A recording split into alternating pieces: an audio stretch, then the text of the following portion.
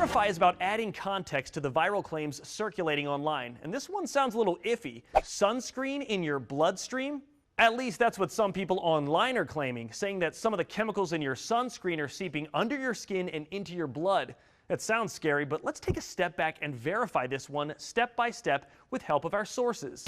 The Food and Drug Administration and Dr. Adam Friedman, professor and chair of dermatology at the George Washington University. Let's start with, is there evidence that sunscreen can get absorbed into your bloodstream? Well, that's exactly what FDA scientists wanted to find out in two studies, one in 2019 and one in 2020.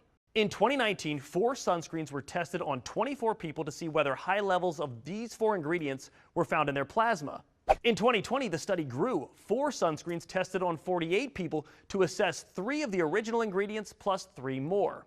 On their website, the FDA says more data is needed, but so far, the 2020 study showed that all 6 ingredients were absorbed into the bloodstream after just 1 use, and that once absorbed, they can linger in your body for a while. The caveat is the participants used a lot of sunscreen. But yes, we can verify there is some evidence that sunscreen ingredients can seep into your blood. The next logical question is this dangerous?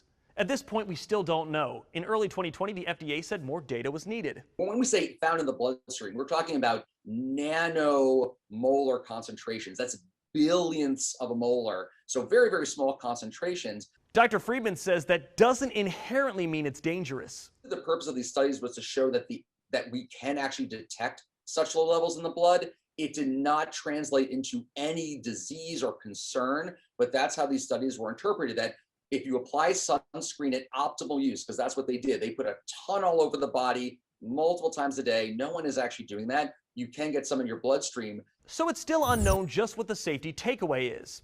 Last question, in light of all of this, should you stop wearing sunscreen? Our sources say no. The fact is, the World Health Organization has deemed ultraviolet radiation as a known carcinogen.